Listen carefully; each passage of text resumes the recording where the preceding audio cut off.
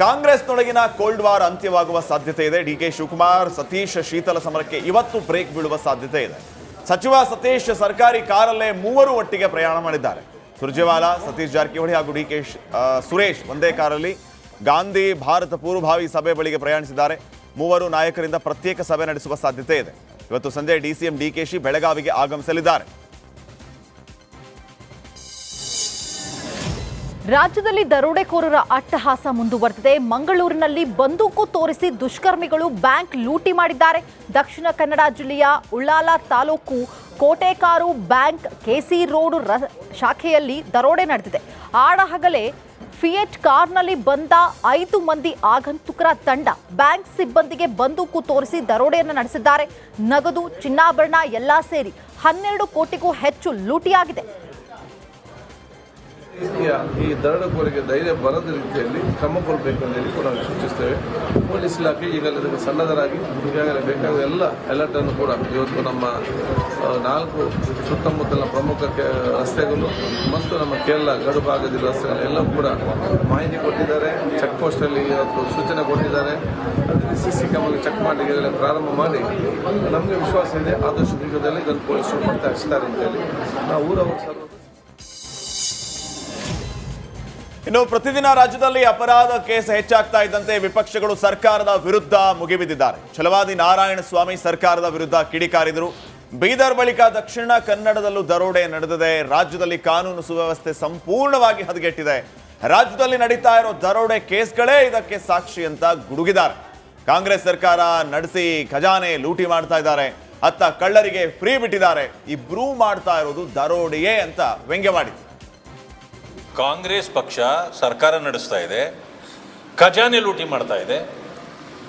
ಆ ಕಡೆ ದರೋಡೆಕೋರರು ಎಲ್ಲರನ್ನು ಫ್ರೀ ಬಿಟ್ಬಿಟ್ಟಿದ್ದಾರೆ.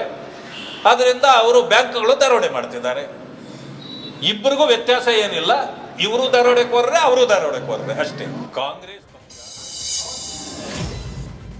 ದತ್ತಪೀಠ ವರ್ಸಸ್ ಬಾಬಾ ಬುಡನ್ ದರ್ಗಾ ಸಂಗ್ರಾಮ ಸಂಬಂಧ ಇಂದು ಗೃಹ ಸಚಿವ ಪರಮೇಶ್ವರ್ ನೇತೃತ್ವದಲ್ಲಿ ಸಭೆ ನಡೆದಿದೆ. ವಿಧಾನಸೌಧದಲ್ಲಿ ಹೈ ವೋಲ್ಟೇಜ್ ಮೀಟಿಂಗ್ ನಡೆದಿದೆ. ಸಭೆಯಲ್ಲಿ ಚಿಕ್ಕಮಗಳೂರು ಜಿಲ್ಲೆ ಜನಪ್ರತಿನಿಧಿಗಳು, ಹಿಂದೂ ಹಾಗೂ ಮುಸ್ಲಿಂ ಮುಖಂಡರು ಭಾಗಿಯಾಗಿದ್ದರು. ಸಂಪುಟ ಉಪಸಮಿತಿಯು ಎರಡೂ ಕಡೆಯ ವಾದ ಆಲಿಸಿ ಸಭೆ ಬಳಿಕ ಗೃಹ ಸಚಿವ ಪರಮೇಶ್ವರ್ ಮಾಹಿತಿಯನ್ನ ನೀಡಿದರು. ನಾವು ಸರ್ಕಾರ ನಮ್ಮ ಅಭಿಪ್ರಾಯವನ್ನು ತಿಳಿಸಬೇಕು. ಅದಕ್ಕಾಗಿ ಇವತ್ತು ನಾವು ಚಿಕ್ಕಮಗಳೂರು ಜಿಲ್ಲೆಯ ಜನಪ್ರತಿನಿಧಿಗಳು ಮತ್ತು ಎರಡೂ ಸಮುದಾಯದ ಪ್ರತಿನಿಧಿಗಳು ಅವರನ್ನು ನಾವು ಇಲ್ಲೇ ಕರೆಸಿ ಅವರ ಅಭಿಪ್ರಾಯವನ್ನು ಪಡ್ಕೊಳ್ಬೇಕು ಅಂತೇಳಿ ನಾವೇನು ಸಚಿವ ಸಂಪುಟದ ಉಪಸಮಿತಿಯಲ್ಲಿ ತೀರ್ಮಾನ ಮಾಡಿದ್ದೋ ಅದರ ಪ್ರಕಾರ ಇವತ್ತು ಅವರನ್ನು ನಾವಿಲ್ಲಿ ಕರೆಸ್ಕೊಂಡಿದ್ದೋ.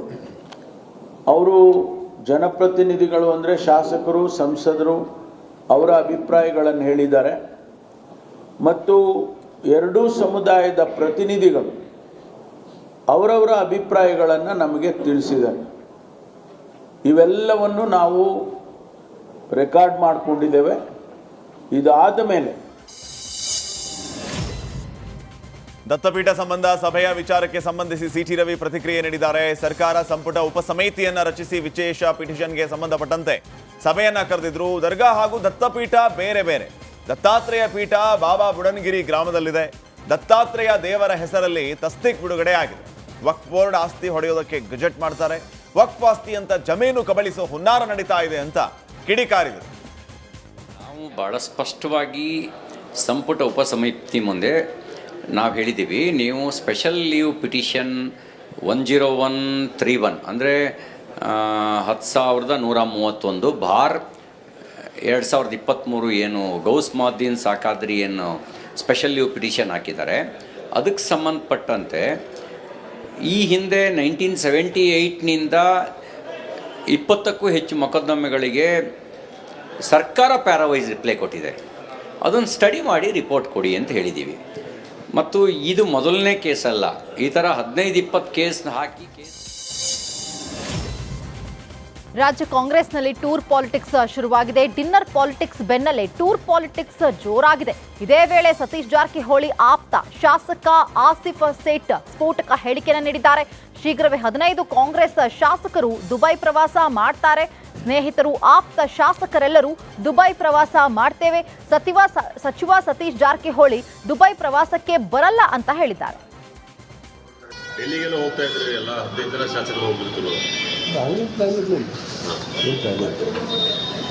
ಏನು ಪ್ಲಾನ್ ಇಲ್ಲ. ಈಗ ದುಬೈಗೆ ಹೋಗ್ತಾ ಇದ್ವಿ. ಯಾರು ಸರ್? ನಾವು 15 ಜನ. ನಮ್ಮ ಸ್ನೇಹಿತರು ಎಲ್ಲ ಇದ್ದಾರೆ. ಸಚಿವರು ಇರ್ತಾರೆ, ಇಲ್ಲ, ನಮ್ಮ ಫ್ರೆಂಡ್ಸ್ ಯಾರಿದ್ದಾರೆ ಶಾಸಕರು ಅಷ್ಟೇ. ಎಲ್ಲ ಯಾವಾಗ ಟಿಕೆಟ್ ಸಿಗ್ತೈತಿ ನೋಡಿ ಹೋಗೋದು. ಡೆಲ್ಲಿಗೆಲ್ಲ ಹೋಗ್ತಾ ಇದ್ರು, ಎಲ್ಲ ಕೆಪಿಸಿಸಿ ಅಧ್ಯಕ್ಷರ ಬದಲಾವಣೆ ಚರ್ಚೆ ವಿಚಾರಕ್ಕೆ ಸಂಬಂಧಪಟ್ಟಂತೆ ಕಾಂಗ್ರೆಸ್ ಹಿರಿಯ ನಾಯಕ ಬಿಕೆ ಹರಿಪ್ರಸಾದ್ ಪ್ರತಿಕ್ರಿಯೆ ನೀಡಿದ್ದಾರೆ. ಇದರ ಬಗ್ಗೆ ಬಹಿರಂಗವಾಗಿ ಮಾತನಾಡುವುದು ಸರಿಯಲ್ಲ, ಇನ್ನೊಮ್ಮೆ ಶಾಸಕಾಂಗ ಸಭೆ ಕರೆದಾಗ ಮಾತಾಡೋಣ ಅಂತ ಸುಮ್ಮನಾದ್ರು. ನಮ್ಮನ್ನು ಯಾವುದೇ ಗೊಂದಲ ಇಲ್ಲ, ಅಂತಿಮವಾಗಿ ಎಐಸಿಸಿ ನಿರ್ಧಾರ ಮಾಡುತ್ತೆ ಅಂತ ಹೇಳಿದರು.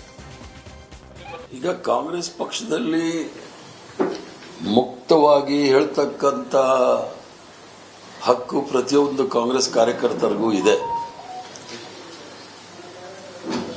ಅದನ್ನ ಕೆಲವರು ಬಹಿರಂಗವಾಗಿ ಹೇಳ್ತಾ ಇದ್ದಾರೆ, ಕೆಲವರು ಯಾರಿಗೆ ಹೇಳ್ಬೇಕು ಅವ್ರಿಗೆ ಹೇಳ್ಬಿಟ್ಟು ಸುಮ್ಮನಿದ್ದಾರೆ. ಆದ್ರಿಂದ ಅದೇನು ಗೊಂದಲ ಏನಿಲ್ಲ. ಅದರಲ್ಲಿ ಕೆಲವು ವ್ಯವಸ್ಥೆಯ ವಿಚಾರಗಳನ್ನು ಮಾತಾಡ್ತಾ ಇದ್ದಾರೆ. ಆ ವ್ಯವಸ್ಥೆಯ ವಿಚಾರದಲ್ಲಿ ಅಂತಿಮವಾದ ತೀರ್ಮಾನ ಆಲ್ ಇಂಡಿಯಾ ಕಾಂಗ್ರೆಸ್ ಕಮಿಟಿ ಅವ್ರದ್ದೇ ಆಗಬೇಕಾಗುತ್ತೆ. ಯಾರಿಗಾದರೂ ತೀವ್ರವಾದ ಆಪಾದನೆಗಳೇನಾದರೂ ಬಂದರೆ ಅದು ಪಕ್ಷ ವಿರೋಧಿ ಚಟುವಟಿಕೆಗಳಾಗುತ್ತೆ. ಆದರೆ ಕೆಲವು ವಿಚಾರಗಳು ಮಾತಾಡಿದಾಗ ಅದು ಪಕ್ಷ. ರಾಜ್ಯದಲ್ಲಿ ಹಾಡಹಗಲೇ ದರೋಡೆ ಕೊಲೆ ಕೇಸ್ ಹೆಚ್ಚಾಗ್ತಾ ಇದ್ದಂತೆ ಸಚಿವ ಸಂತೋಷ್ ಲಾಡ್ ಪ್ರಶ್ನೆಯನ್ನ ಮಾಡಿದ್ರೆ ಸಚಿವರು ಫುಲ್ ಗರಂ ಆದ್ರು. ಇದೆಲ್ಲ ಸಣ್ಣ ಪುಟ್ಟ ವಿಷಯ, ಇದೆಲ್ಲ ಆಗ್ತಾ ಇರುತ್ತೆ ಅಂತ ಉಡಾಫಿಯಾಗಿ ಉತ್ತರವನ್ನ ಕೊಟ್ಟಿದ್ದಾರೆ. ಒಂದು ಈ ಥರದ್ದು ಆಗಿರ್ತಕ್ಕಂಥದ್ಗೆ ಅದಕ್ಕೆ ಯಾರು ಸಪೋರ್ಟ್ ಮಾಡಲ್ಲ, ಆಗಿದೆ, ಅದಕ್ಕೆ ಸರ್ಕಾರ ಆ್ಯಕ್ಟ್ ಮಾಡ್ತಿದ್ದು. ಇದು ಕಾನೂನು ಸುವ್ಯವಸ್ಥೆ ಹೋಗ್ಬಿಟ್ಟಿದೆ ಅಂದ್ರೆ ಏನರ್ಥ? ಈ ಥರ ಪ್ರಶ್ನೆ ಕೇಳಿದ್ರೆ ಸರಿಯಲ್ಲ ರವಿ ಅವ್ರು. ಯಾಕೆ ನಾನು ನಿಮ್ಗೆ let me complete. So my request to you is you can ask questions. ಈ ಥರ 7 ಕೋಟಿ ಜನಸಂಖ್ಯೆಯಲ್ಲಿ ಈ ಥರ ಎಲ್ಲ ಸಾರ್ವಜನಿಕ ಜೀವನದಲ್ಲಿ ದಿನಕ್ಕಿಂತ ಹಾಗೆ ಆಗ್ತಿರ್ತವೆ. ಅದಕ್ಕೆ ಈ ಸಣ್ಣ ಕೇಸ್ ಆದ ತಕ್ಷಣ ಅಥವಾ ಈತ ಯಾವುದೇ ಕೇಸ್ ಆದ ತಕ್ಷಣ ಕಾನೂನಿನ ಸುವ್ಯವಸ್ಥೆ ಅದಗೆಟ್ಟಿದೆ ಅಂತ ಹೇಳ್ತಕ್ಕಂಥದ್ದು ಸರಿಯಲ್ಲ ಅಂತ ನನ್ನ ಅಭಿಪ್ರಾಯ ಅಷ್ಟೇ. ಕೇಸಲ್ಲ ಇದು, ಅದೇ ರೀ, ಐ ಆಮ್ ನಾಟ್ ಟಾಕಿಂಗ್ ಕೇಸಲ್ಲ. ಈ ಥರ ಕೇಸಲ್ಲ, ಸಣ್ಣ ಪುಟ್ಟ ಕೇಸು ಜೊತೆಗೆ ಈ ಕೇಸು ಆಗಿದೆ. ಸಣ್ಣ ಕೇಸ್ ಇದನ್ನ ನಾನು ಯಾವುದನ್ನ ಕೇಸನ್ನ ಸಮರ್ಥನೆ ಮಾಡ್ಕೊಳ್ತಿಲ್ಲ ಸರ್. ಒಂದು ಈ ಥರ ಧಾರವಾಡ ಮಹಾನಗರ ಪಾಲಿಕೆಯ ವತಿಯಿಂದ ಇ ಆಸ್ತಿ ಮೇಳ ಮತ್ತು ತೆರಿಗೆ ಮೇಳ ನಡೆದಿದೆ. ಧಾರವಾಡ ಜಿಲ್ಲಾ ಉಸ್ತುವಾರಿ ಸಚಿವ ಸಂತೋಷ್ ಲಾಡ್ ಕಾರ್ಯಕ್ರಮಕ್ಕೆ ಚಾಲನೆ ನೀಡಿದರು. ಮೇಳದಲ್ಲಿ ಸಾರ್ವಜನಿಕರು ತಮ್ಮ ಆಸ್ತಿಗಳಿಗೆ ಇ ಆಸ್ತಿ ಪಡೆಯೋದಕ್ಕೆ, ಆಸ್ತಿ ತೆರಿಗೆಯಿಂದ ಹೊರಗುಳಿದ ಆಸ್ತಿಗಳನ್ನು ನೋಂದಣಿ ಮಾಡೋದಕ್ಕೆ, ಮಾಲೀಕತ್ವ ಬದಲಾವಣೆ, ಆಸ್ತಿಗಳ ವಿವರದಲ್ಲಿನ ಲೋಪದೋಷಗಳ ತಿದ್ದುಪಡಿ ಹಾಗೂ ಆಸ್ತಿ ತೆರಿಗೆ ಮತ್ತು ನೀರಿನ ಕರವನ್ನ ನೇರವಾಗಿ ಸಂದಾಯ ಮಾಡೋದಕ್ಕೆ ಸಹಕಾರಿಯಾಗಿರುವ ಸದುಪಯೋಗ ಪಡೆಯೋದಕ್ಕೆ ತಿಳಿಸಲಾಯಿತು. ಕೊಲೆ ಪ್ರಕರಣಕ್ಕೆ ಸಂಬಂಧಿಸಿದಂತೆ ಶಿವಮೊಗ್ಗದಲ್ಲಿ 4 ಯುವಕರಿಗೆ ಜೀವಾವಧಿ ಶಿಕ್ಷೆ ವಿಧಿಸಲಾಗಿದೆ. ಶಿವಮೊಗ್ಗ 2ನೇ ಹೆಚ್ಚುವರಿ ಜಿಲ್ಲಾ ಮತ್ತು ಸತ್ರ ನ್ಯಾಯಾಲಯ ತೀರ್ಪು ನೀಡಿದೆ. ಜೀವಾವಧಿ ಶಿಕ್ಷೆಗೆ ಒಳಗಾದಂತಹ 4 ಯುವಕರ ಪೈಕಿ 3 20 ವರ್ಷದ ಯುವಕರಾಗಿದ್ದಾರೆ, ಇನ್ನೋರ್ವ 23 ವರ್ಷದ ಯುವಕನಾಗಿದ್ದಾನೆ. ಜೀವಾವಧಿ ಶಿಕ್ಷೆಯ ಜೊತೆಗೆ 4 ಅಪರಾಧಿಗಳಿಗೆ ತಲಾ 30,000 ರೂಪಾಯಿ ದಂಡ ವಿಧಿಸಲಾಗಿದೆ.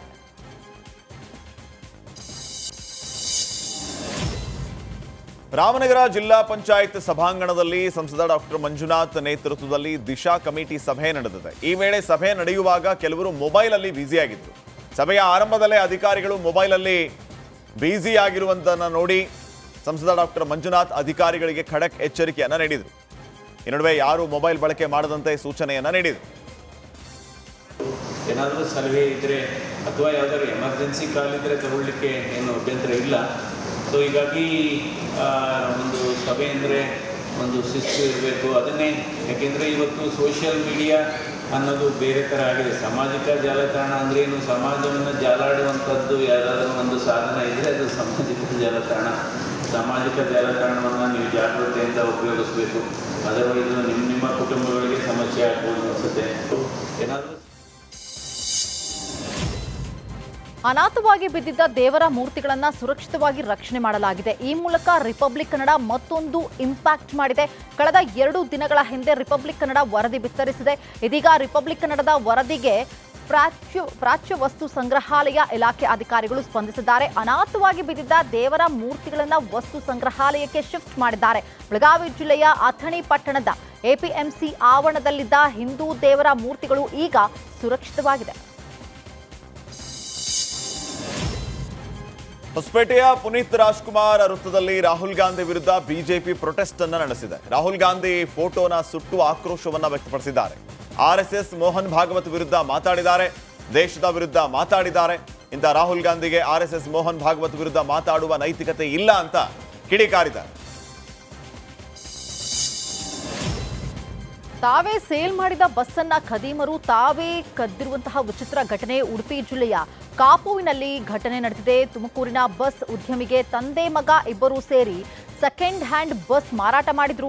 ತಾವೇ ಮಾರಿದ ಬಸ್ ಅನ್ನ ತಾವೇ ಕದ್ದು ತಂದು ಸಿಕ್ಕಿಬಿದ್ರು. ಆರೋಪಿಗಳಾದ ಸಮೀರ್ ಮತ್ತು ಆತನ ತಂದೆ ಅಬ್ದುಲ್ ಖಾದರ್ ವಿರುದ್ಧ ಕಾಪು ಠಾಣೆಯಲ್ಲಿ ಪ್ರಕರಣವನ್ನ ದಾಖಲಿಸಲಾಗಿದೆ.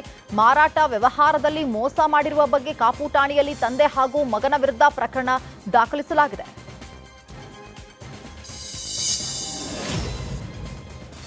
ಮಂಡ್ಯದಲ್ಲಿ ಕೇಂದ್ರ ಸಚಿವ ಕುಮಾರಸ್ವಾಮಿ ವಿರುದ್ಧ ಮದ್ದೂರು ಕೈ ಶಾಸಕ ಹರಿಹಾಯ್ದಿದ್ದಾರೆ. ಕಾಂಗ್ರೆಸ್ ಸಮಾವೇಶದಲ್ಲಿ ಕುಮಾರಸ್ವಾಮಿ ವಿರುದ್ಧ ಮದ್ದೂರು ಶಾಸಕ ಕದಲೂರು ಉದಯ್ ವಾಗ್ದಾಳಿಯನ್ನು ನಡೆಸಿದರು. ಮದ್ದೂರಿನ ಜಾಕನಕೆರೆ ಗ್ರಾಮದ ಕೆರೆಗೆ ಬಾಗಿನ ಬಿಟ್ಟಿದ್ದಕ್ಕೆ ಎಚ್ಡಿಕೆ ವಿರುದ್ಧ ಕಿಡಿಕಾರಿದರು. ನಾನು ಬಾಗಿನ ಬಿಟ್ಟೆ ಅಂತ ಕೇಂದ್ರ ಸಚಿವರನ್ನ ಕರೆಸಿ ಬಾಗಿನ ಬಿಡಿಸಿದ್ದಾರೆ ಅಂತ ಹೇಳಿದರು.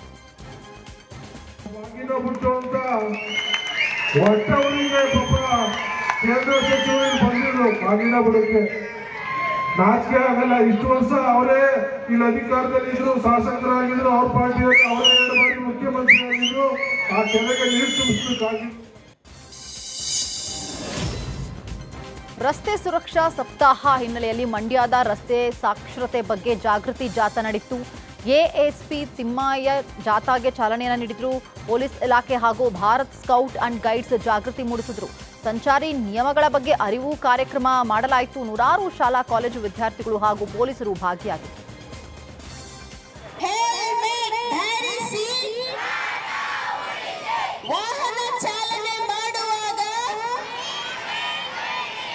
ರಸ್ತೆ ಸುರಕ್ಷಾ ಸಪ್ತಾಹವನ್ನು ಈ ವಾರ ನಾವು ಆಚರಿಸ್ತಾ ಇದ್ದೀವಿ. ಆರ್ಎಸ್ಎಸ್ ಮತ್ತು ಬಿಜೆಪಿಯ ಬಗ್ಗೆ ರಾಹುಲ್ ಗಾಂಧಿ ಟೀಕೆ ಮಾಡಿದ್ರು. ರಾಹುಲ್ ಗಾಂಧಿ ಹೇಳಿಕೆಯನ್ನ ಖಂಡಿಸಿ ಬಿಜೆಪಿ ಪ್ರತಿಭಟನೆಯನ್ನ ನಡೆಸಿದೆ. ರಾಯಚೂರು ನಗರದ ಡಿಸಿ ಕಚೇರಿ ಎದುರು ಬಿಜೆಪಿ ಕಾರ್ಯಕರ್ತರು ಧರಣಿ ನಡೆಸಿದರು. ರಾಹುಲ್ ಗಾಂಧಿ ಪ್ರತಿಕೃತಿಯನ್ನು ದಹಿಸಿ ಪ್ರತಿಭಟನಾಕಾರರು ಆಕ್ರೋಶವನ್ನ ಹೊರಹಾಕಿದರು.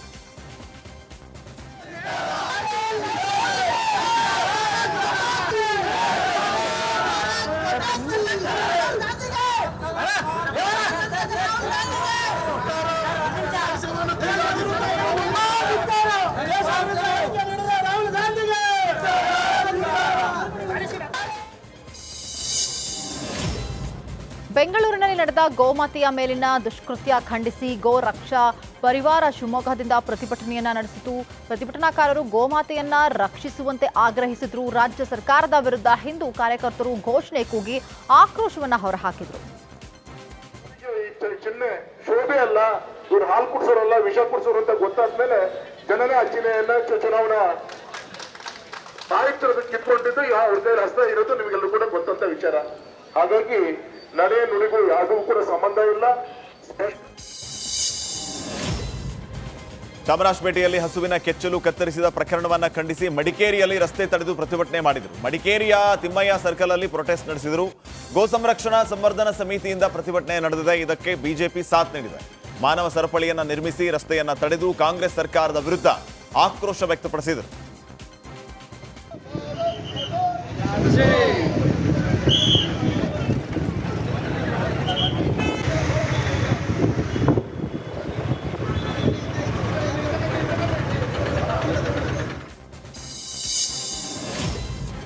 ಲಂಚ ಪಡೆದಿದ್ದ ಆರೋಪದ ಅಡಿ ಬಂಧನವಾಗಿದ್ದ ಹಾಸನ ಡಿಡಿಪಿಐ ಪಾಂಡು ಸಸ್ಪೆಂಡ್ ಆಗಿದ್ದಾರೆ. ಡಿಡಿಪಿಐ ಪಾಂಡು ಜೊತೆ ಕಚೇರಿ ಅಧೀಕ್ಷಕ ಪಾಂಡು ಕೂಡ ಅಮಾನತು ಆಗಿದ್ದಾರೆ. ಬಂಧನಕ್ಕೊಳಗಾಗಿದ್ದ ಡಿಡಿಪಿಐ ಪಾಂಡು ಬೇಲ್ ಪಡೆದು ಬಂದು ಪುನಃ ಕರ್ತವ್ಯ ಮಾಡ್ತಾ ಇದ್ರು. ಇದೀಗ ಅಮಾನತು ಮಾಡಲಾಗಿದೆ.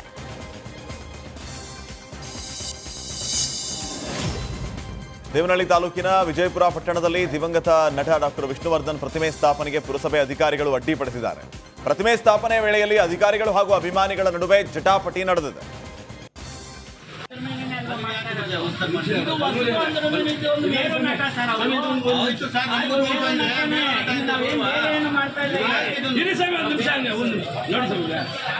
ಇಲ್ಲಿ ಸಾರ್ವಜನಿಕರಿಂದ ಬಂದ ಸಲಹೆ ಹಾಗೂ ಆಕ್ಷೇಪಣೆಗಳ ಸಂಬಂಧಿಸಿದಂತೆ ಇಲ್ಲಿ ಯಾರಾದರೂ ತೊಂದರೆ ಇದ್ದರೆ ನಾವು ಬೇಕಾದ್ರೆ 3,000 ಜನಕ್ಕೆ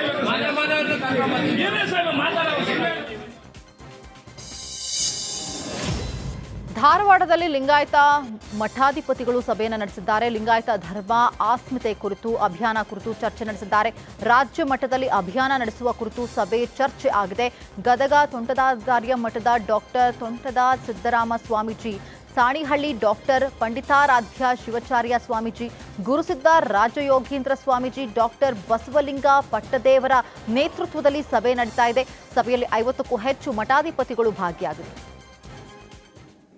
ಪದೇ ಪದೇ ವಚನಾನಂದ ಸ್ವಾಮಿಗಳು, ಹಾಗೆ ವಿಶ್ವೇಶ್ವರ ಭಟ್ನವರು, ಆಮೇಲೆ ಈ ಸದಾಶಿವ ಸ್ವಾಮಿಗಳು, ಇವರೆಲ್ಲ ನಮ್ಮ ಯುವಕರನ್ನ ದಾರಿ ತಪ್ಪಿಸ್ತಾ ಇದ್ದಾರೆ. ಬಸವಣ್ಣನವರ ಬಸವಾದಿ ಶರಣರ ಮೂಲ ಆಶಯಗಳಿಂದ ಒಂದು ಪಕ್ಷ, ಒಂದು ಸಂಘಟನೆ, ಅದನ್ನು ಮುಂಚೂಣಿಗೆ ತರಬೇಕು. ಅದರಲ್ಲಿ ತೊಡಗಿಸಿಕೊಂಡಿರುವಂತಹ ಲಿಂಗಾಯತ ಯುವಕರನ್ನ ಯಾವುದೋ ರೀತಿ ತನ್ನ ಕಡೆಗೆ ಆಕರ್ಷಣೆ ಮಾಡ್ಕೊಳ್ಬೇಕು ಅನ್ನುವಂತ ರೀತಿಯಲ್ಲಿ ನಾವು ಎಲ್ಲಿಯೂ ಮಾತನಾಡಲಿಕ್ಕೆ ಅವಕಾಶನೇ ಇಲ್ಲಂತ ಒಂದು ವಿಜಯಪುರದಲ್ಲಿ ಮುಸುಕುಧಾರಿ ಗ್ಯಾಂಗ್ ಚಾಕು ಚುಚ್ಚಿ ರಾಬರಿ ಮಾಡಿತ್ತು. ಇಡೀ ಗ್ಯಾಂಗ್ನ ಅಟ್ಟಾಡಿಸಿ ಪೊಲೀಸರು 3 ಸುತ್ತು ಗುಂಡಿನ ದಾಳಿಯನ್ನು ನಡೆಸಿದರು. ಮತ್ತೊಂದು ಕಳ್ಳತನಕ್ಕೆ ಬಂದಾಗಲೇ ಪೊಲೀಸರಿಂದ ಅಟ್ಯಾಕ್ ನಡೆದಿದೆ. ಪೊಲೀಸ್ ಫೈರಿಂಗ್ ವೇಳೆ ಒಬ್ಬ ಮುಸುಕುಧಾರಿ ಸಿಕ್ಕಿಬಿದ್ದಿದ್ದಾನೆ. ಬಿಜಾಪುರದಲ್ಲಿ ಒಂದು ಆ್ಯಕ್ಟಿವ್ ಗ್ಯಾಂಗು ಆಪ್ರೇಟ್ ಆಗ್ತಾ ಇತ್ತು. ರಾತ್ರಿ ಹೊತ್ತು ಮನೆಗಳಿಗೆಲ್ಲ ಹೋಗಿ ವೆಪನ್ಸ್ಗಳನ್ನ ತೋರಿಸಿ ಹೆದರಿಸಿ ಬೆದರಿಸಿ ಅವ್ರ ಹತ್ರ ಇದ್ದಂಥ ವಸ್ತುಗಳನ್ನು ತೊಗೊಂಡು ಹೋಗ್ತಾ ಇತ್ತು. ಸೊ 3 FIR ಆಗಿದೆ ಆಲ್ರೆಡಿ ನಮ್ಮ ವಿಜಯಪುರ ಸಿಟಿಯಲ್ಲಿ. ಡಿಸೆಂಬರ್ 9ರಂದು 2 ಮತ್ತು ಮೊನ್ನೆ 1 ಆಗಿತ್ತು. ಸೊ ಮೊನ್ನೆ ಹೋದಾಗಲೂ ಕೂಡ ಏನೋ ಒಂದು ಮನೆಗೆ ಹೋಗಿ ಆ ಗಂಡನ ಮೇಲೆ ಇಂಥ ದಬ್ಬಿ ಮಾಡಿ ಹೆಂಡತಿ ಮಾಂಗಲ್ಯ ಹೆಸರನ್ನು ಕಿತ್ಕೊಂಡು ಹೋಗಿದ್ರು. ಸೊ ಪೊಲೀಸರು ಲಾಸ್ಟ್ 1 ವೀಕಿಂದ ಎಲ್ಲ ಕಡೆಯಿಂದ ಆಪ್ರೇಟ್ ಮಾಡ್ತಾಯಿದ್ರು. ನಿನ್ನೆ ರಾತ್ರಿ ದಿನ ಕನಕದಾಸ ಬಡಾವಣೆ ಏನಿದೆ ಅಲ್ಲಿ ಸೈಟ್.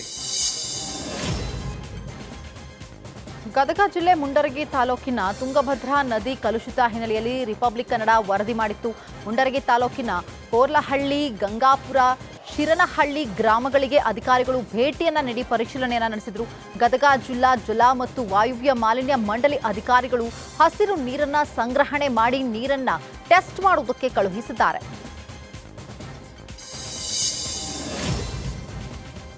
ಬೆಂಗಳೂರಿನಲ್ಲಿ ಅಮೆರಿಕ ಕಾನ್ಸುಲೇಟ್ ಆಫೀಸ್ ಉದ್ಘಾಟನೆ ಮಾಡಲಾಗಿದೆ. ಈ ಕಾರ್ಯಕ್ರಮದಲ್ಲಿ ಕೇಂದ್ರ ವಿದೇಶಾಂಗ ಸಚಿವ ಜೈಶಂಕರ್, ಡಿಸಿಎಂ ಡಿಕೆ ಶಿವಕುಮಾರ್ ಮತ್ತು ಅಮೆರಿಕ ರಾಯಭಾರಿ ಅಧಿಕಾರಿಗಳು ಭಾಗಿಯಾಗಿದ್ದರು. ಬೆಂಗಳೂರಿನಲ್ಲಿ ಅಮೆರಿಕ ದೂತಾವಾಸ ಕಚೇರಿ ಆರಂಭ ಆಗಿದ್ದು, ಕನ್ನಡಿಗರು ಅಮೆರಿಕ ವೀಸಾಗಾಗಿ ದೂರದ ನಗರಗಳಿಗೆ ಪ್ರಯಾಣಿಸುವ ಅಗತ್ಯ ಇಲ್ಲ. ಬೆಂಗಳೂರಿನಲ್ಲೇ ವೀಸಾ ಪ್ರಕ್ರಿಯೆ ಪೂರ್ಣಗೊಳಿಸಬಹುದು ಅಂತ ಜೈಶಂಕರ್ ತಿಳಿಸಿದರು.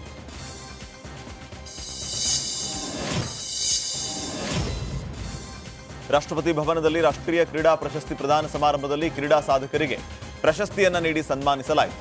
ಅಂತಾರಾಷ್ಟ್ರೀಯ ಮಟ್ಟದಲ್ಲಿ ಭಾರತದ ಕಡೆ ತಿರುಗಿ ನೋಡುವಂತೆ ಸಾಧನೆ ಮಾಡಿದ 4 ಕ್ರೀಡಾಪಟುಗಳಿಗೆ ಮೇಜರ್ ಧ್ಯಾನ್ ಚಂದ್ ಖೇಲ್ ರತ್ನ ಪ್ರಶಸ್ತಿಯನ್ನ ರಾಷ್ಟ್ರಪತಿ ದ್ರೌಪದಿ ಮುರ್ಮು ಅವರು ನೀಡಿದರು. ಚೆಸ್ ವಿಶ್ವ ಚಾಂಪಿಯನ್ ಗುಕೇಶ್, ಹಾಕಿ ಇಂಡಿಯಾ ನಾಯಕ ಹರ್ಮನ್ ಪ್ರೀತ್ ಸಿಂಗ್, ಡಬಲ್ ಒಲಿಂಪಿಕ್ ಪದಕ ವಿಜೇತ ಶೂಟರ್ ಮನು ಬಾಕರ್, ಪ್ಯಾರಾಲಿಂಪಿಕ್ಸ್ ಚಿನ್ನದ ಪದಕ ವಿಜೇತ ಹೈ ಜಂಪರ್ ಪ್ರವೀಣ್ ಕುಮಾರ್ ಪ್ರಶಸ್ತಿಯನ್ನ ಸ್ವೀಕರಿಸಿದರು.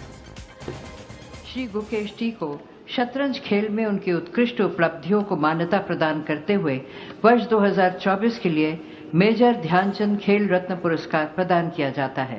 श्री गुकेश डी.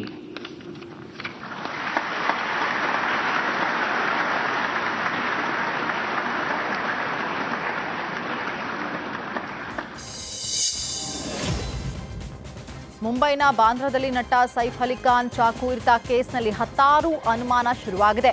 ಬಾಲಿವುಡ್ ನಟ ಸೈಫ್ ಈಗ ಸೇಫ್ ಆಗಿದ್ದು 33 ಗಂಟೆಗಳ ಬಳಿಕ ಪೊಲೀಸರು ಆರೋಪಿಯನ್ನ ಅರೆಸ್ಟ್ ಮಾಡಿದ್ದಾರೆ. ಸೈಫ್ ಮನೆಗೆ ಕಳ್ಳ ನುಗ್ಗಿ ಬರೋಬ್ಬರಿ 50 ನಿಮಿಷ ಸೈಫ್ ಮನೆಯಲ್ಲೇ ಇದ್ದಾನೆ. ಪೊಲೀಸರು ತನಿಖೆ ಚುರುಕುಗೊಳಿಸಿದ್ದಾರೆ.